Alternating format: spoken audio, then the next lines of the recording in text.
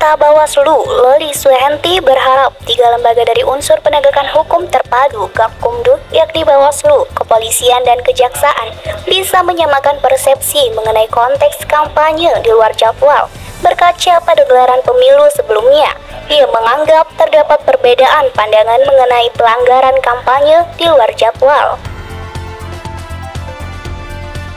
Biasanya, ketentuan mengenai kampanye di luar jadwal baru diberlakukan saat KPU sudah menetapkan jadwal penetapan kampanye, ungkap Loli dalam forum Pramusrenbang Jaksa Agung Muda Bidang Intelijen di Jakarta Rabu 3 Mei 2023 kemarin. Bagi Bawaslu, dia berpendapat konteks kampanye di luar jadwal tidak hanya pada konteks setelah keputusan diterbitkan oleh KPU, melainkan juga kegiatan kampanye sebelum penetapan jadwal KPU.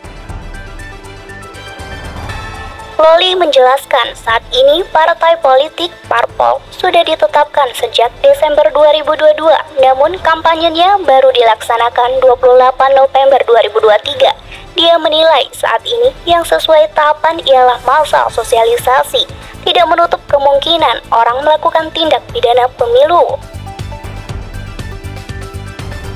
Akan tetapi, kemudian kita sering berbeda pandang kampanye di luar jadwal, sehingga kampanye di luar jadwal bagi Bawaslu itu juga harus bicara soal konteks, bahkan sebelum waktu 28 November, paparnya.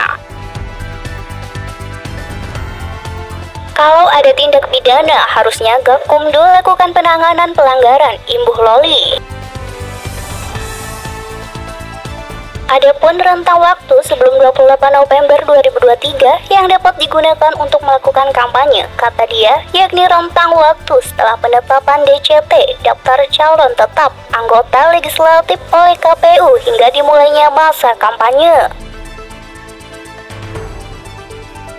Kemudian, rentang waktu setelah penetapan paslon presiden dan wakil presiden oleh KPU hingga dimulainya masa kampanye, serta rentang waktu setelah penetapan parpol sampai dengan dimulainya masa kampanye.